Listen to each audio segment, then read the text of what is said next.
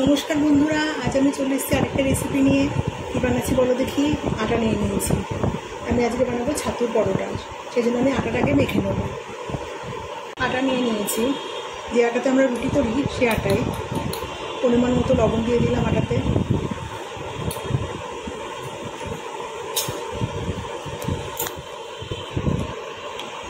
এখানে আমি দেবো ঘি।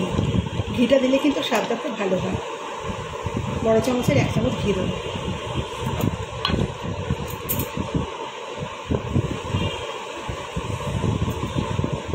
ঘিটা দিয়ে ভালো করে এর মধ্যে যেভাবে আমরা ময়ন দিই সেভাবে এটাকে ভালো করে ময়ন দিয়ে নেব। বন্ধুরা এইভাবে করে দেখো, খুব খুব টেস্টি হবে। ভালো করে ময়ন দেওয়ার মতো ভালো করে ঠেসে নিয়েছি। এই যে পুরো মুঠ হয়ে আসছে। ঘির বদলে সাদা তেল দিয়ে করলেও হয়, কিন্তু ঘিটা দিলে না টেস্টটা খুব ভালো হয়। এবার আমি এই আটাটাকে না দুধ দিয়ে মাখবো। 1/2 কাপ দুধ নিয়েছি। শেষে জল লাগলে জল দেবো, প্রথমটা আমি দুধ দিয়ে মাখবো।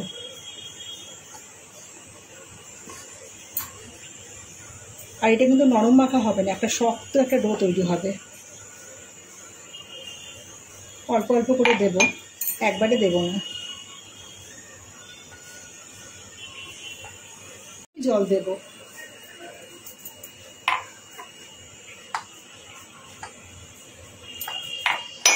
শক্ত একটা ডো আমি করে নেব। আমি লেচিগুলো করে নিয়েছি। আর বন্ধুরা আমি না ভিডিওটা পরে করছি, কারণ আমি অনেকখানি আটা মেখেছিলাম, তোমরা দেখেছো। ছাতুটাও অনেকটা মেখেছিলাম। বাড়িতে সবাই এত তাড়া দিচ্ছে, খিদে পেয়েছে, তখন আর ভিডিও করতে পারিনি। তাদেরকে আমি বানিয়ে দিয়েছি, তারা সবাই খেয়ে নিয়েছে। এবার আমি নিজের খাওয়ার জন্য, নিজে তো 4টে খাবো না, 2টো খাবো, আর 2টো থাকবে। শেষে আমি তোমাদের সাথে শেয়ার করছি ভিডিওটা করে। দেখো গোল বাটি করে নিলাম, পুরটা কিন্তু বেশি করেই দিয়েছি।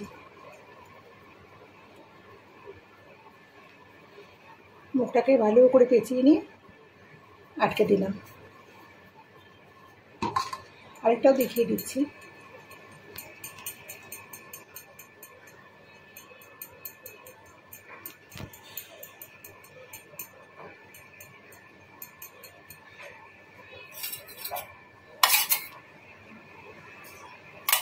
পুরটা যতটা বেশি দেওয়া হবে খেতে কিন্তু ততই ভালো লাগবে। ভর্তি ভর্তি করে পুর দিলাম। আমি তো ছাতুটার মধ্যে কোনো জলের ব্যবহার করিনি। তোমরা যদি মনে করো একটু জল দেবো, দিতে পারো, বা আর একটু সর্ষের তেল দিতে পারো।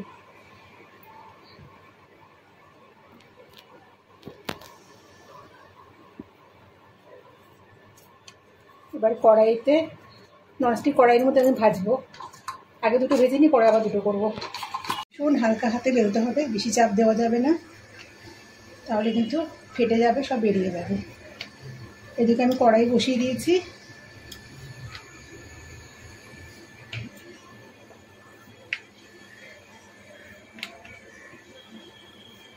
রুটির মতো কিন্তু এত পাতলা হয় না এগুলো। আলুর পরোটা যেরকম হয় সেরকমই একটু মোটা হয়। আর বড় করবো না, কারণ উপরেরটা পাতলা হয়ে গেছে। আমি এটা ঘি দিয়ে ভাজবো। কড়াইয়ে সামান্য একটু ঘি আগে দিয়ে দিচ্ছি।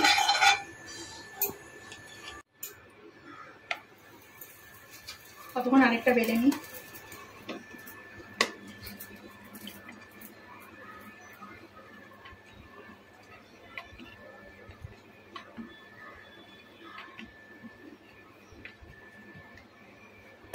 হয়ে গেছে।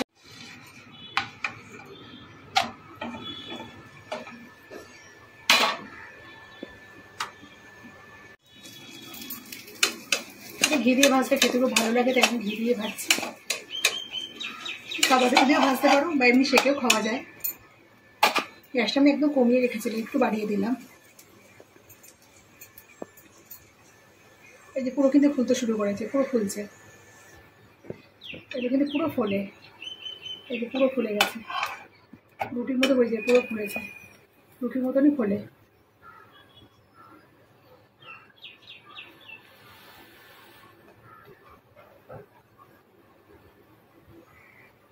সুন্দর ফুলেছে দেখো বন্ধুরা।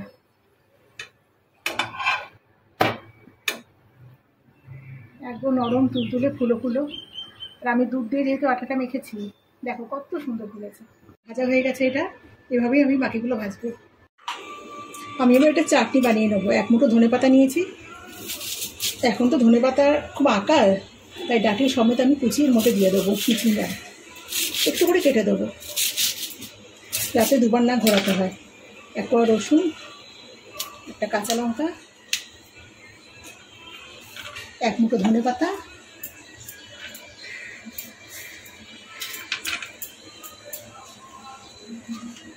স্বাদ অনুযায়ী বিট লবণ,